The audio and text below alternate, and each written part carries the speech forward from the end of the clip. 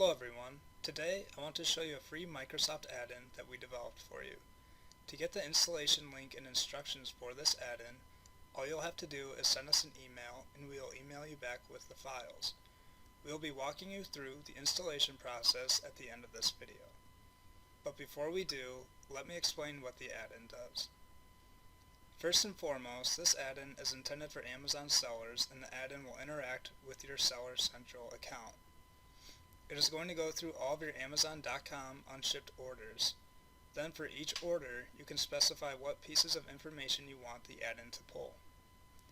Once you've told the add-in which information you need, you can then map out the columns and specify where you would like this information to be imported. So the purpose of the add-in is to get your order information into an Excel workbook. It's up to you to decide what information you want and how you will use that information. We know that every business is different and will need different pieces of information from the orders details page. That's why we have tried to make this program as customizable for the user as possible. We will continue to improve the program as well as release more add-ins for Amazon sellers in the near future. Now, with that said, let me show you how it works. So something you may or may not have noticed is that there is a tab at the top of my Excel workbook that isn't usually there named Metric Ninjas. This is where we'll run the program from. Once you've installed the add-in, the tab will appear at the top of all of your Excel workbooks. However, you will not be able to run the program from just any workbook. The add-in requires a few very specific sheets to be present in the workbook that you run it from. You'll notice that I currently am working out of a workbook named Amazon Automation Template. This is the exact same workbook that I'm going to show you how to get at the end of the video in addition to the add-in. The workbook name is not relevant. You can rename the workbook whatever you would like. However, you cannot change the names of either of the sheets. There must be a sheet named Settings and a sheet named Orders. The Settings sheet should look very similar to the one on my screen right now, except there won't be any values in column C. The Settings sheet is where we will specify what information we need and where we want it to be placed. So you can see here in the settings sheet in column B that there are 33 pieces of information that you can retrieve for each order. All you have to do is put a column reference in column C for the pieces of information that you would like. When the program runs, it will put each piece of information into the specified column in the orders sheet. As you can see, we went ahead and mapped how we like the data to be brought in. You'll also notice that we are not grabbing every possible field, and you most likely won't need to either. If you don't want something, you can just leave the cell in column C empty. The only required fields are the order ID field and the SKU field, which are highlighted in red. Up at the top of the settings sheet, there's an option to filter out SKUs based on a few different criteria. We dropship books and have a couple of different SKU structures. We actually use two different workbooks and pull different SKUs into one or the other. To do this, we use the SKU filtering option at the top of the settings sheet. So in this example, we are going to only bring orders into the sheet whose SKUs don't start with the letters N or U. So we'll exclude the SKUs that start with an N or U by using the prefix SKU exclusion filter, with each letter separated by a semicolon, and these are case sensitive. The prefixes can also be a longer string. They don't have to be just one character in length. Okay, let's go ahead and run the program so you can see how it works.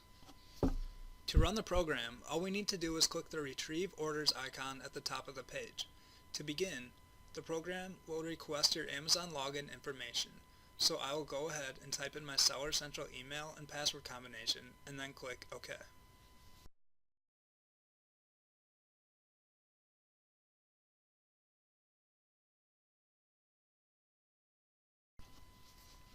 You will initially sign into your Amazon buyer account before proceeding to Seller Central. If you have added authorized users to your seller account, any of the login credentials should work as long as you have granted the user permission to view the orders. The program is now going to loop through all of your unshipped orders and pull the information you requested into the orders sheet. The program will not duplicate orders. So for example, tomorrow when we run the program to retrieve the orders, it won't pull any of the order numbers that are already in the orders sheet. For this reason, the first time you run the program, it will most likely take the longest. Also, you are probably wondering what happens in the case where a customer purchases a couple of different items at once. In this case, the order number will be present in more than one row. So if a customer purchased 3 different SKUs from you, the order number will be in 3 consecutive rows with 1 SKU per row. This is why the 2 required pieces of information for the program are the order ID and the SKU. So as you can see, the program is working correctly. I'm going to go ahead and hit escape to exit the program. Again, I'm hitting escape. This is not the program getting an error.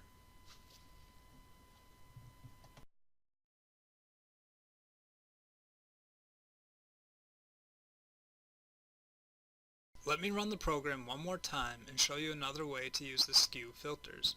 When we first ran it, we only pulled in orders with SKUs that did not start with the letter N or the letter U.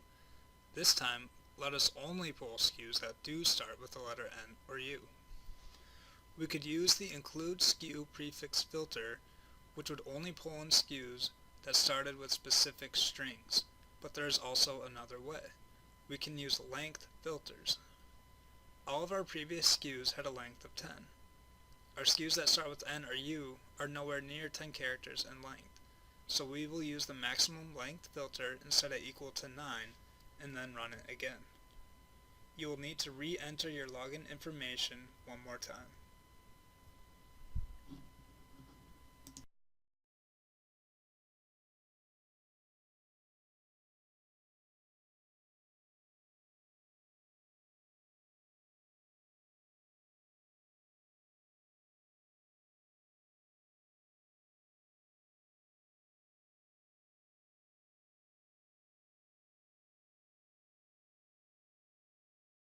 So now you can see that the orders that are being pulled into the sheet all start with the letter N or U.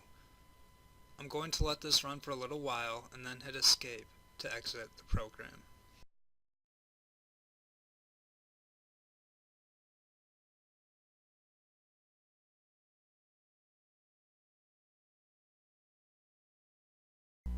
The rest of this video is going to be step-by-step instructions on how to get and install the add-in, and will move fairly quickly. I'd encourage you to follow along with these steps to ensure you install the add-in correctly, pausing the video after each step until you are caught up. To start, you need to send an email to retrieveorders.metricninjas@gmail.com. Please use the subject line Retrieve Orders.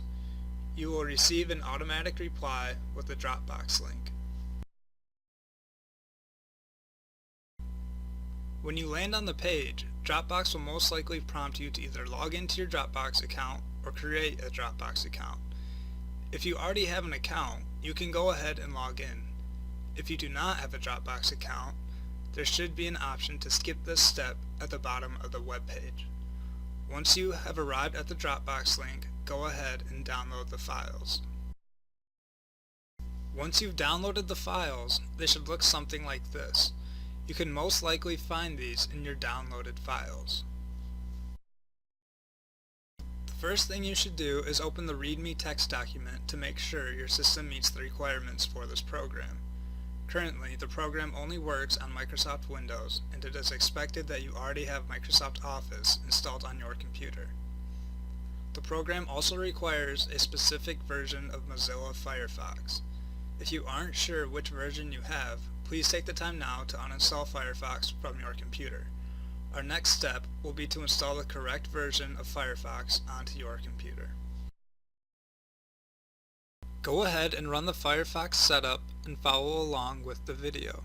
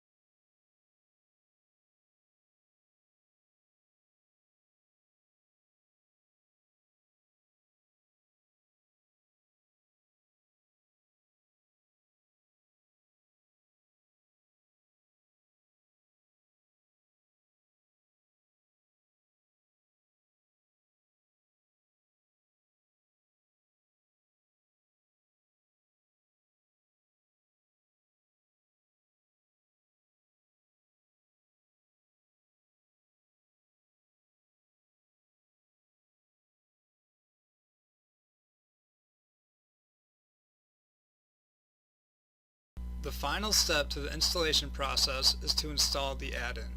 Copy and paste the Amazon Automation add-in into your documents. This step will ensure that it is not in the download section of your computer and will make it easier for you to update the program as we add to it. Follow along with the rest of the steps on the screen.